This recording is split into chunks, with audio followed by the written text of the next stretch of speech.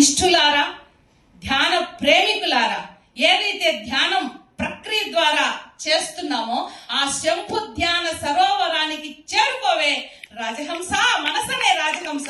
ఇక్కడ ఇంతమంది రాజహంసలు తమ తమ మనస్సుల్ని ఆ ధ్యాన ప్రక్రియకు ద్వారా భగవంతుడికి అనుసంధానం చేసుకుంటూ ధ్యానం ద్వారా ఆ భగవన్ మార్గంలో, ఆధ్యాత్మిక మార్గంలో ప్రయాణిస్తున్న మీకు అందరికీ శిరస్సు వంచి నమస్కరిస్తున్నాను.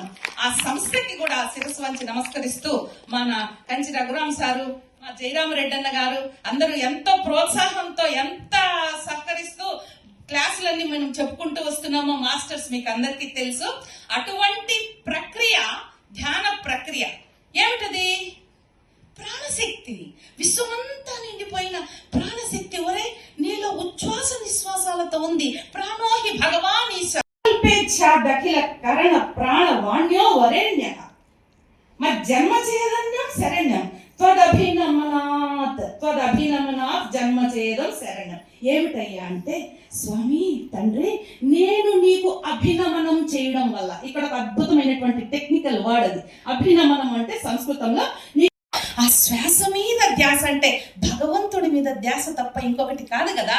ఆ స్పృహతో, ఆ ఇష్టంతో, ఆ ప్రేమతో, ఆరాధనతో మనము భగవద్ అభిముఖంగా ఈ ధ్యానం ద్వారా మనం ప్రయాణం చేస్తున్నాం.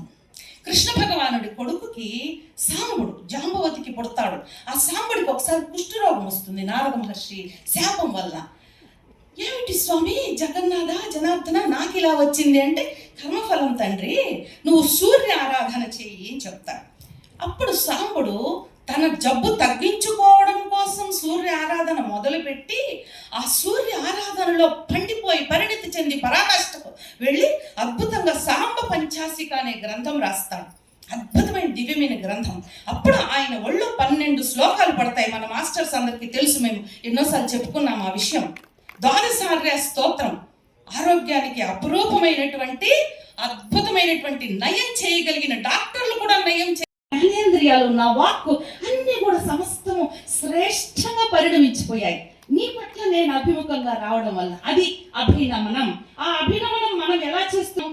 ధ్యానం ద్వారా చేస్తున్నాం. ధ్యానం ద్వారా ఒక పూజ అభినమనం, ఒక అర్చన అభినమనం, ఒక క్షేత్ర పర్యటన అభినమనం, ఒక భగవత్ సంబంధమైన కూడా భగవద్ వైభవాన్ని, మహిమని చదవడం, తెలుసుకోవడం ఒక అభినమనం. ఆ అభినమనమే మనము ధ్యాన ప్రక్రియ ద్వారా చేస్తున్నాం. అయితే జ్ఞాత్వా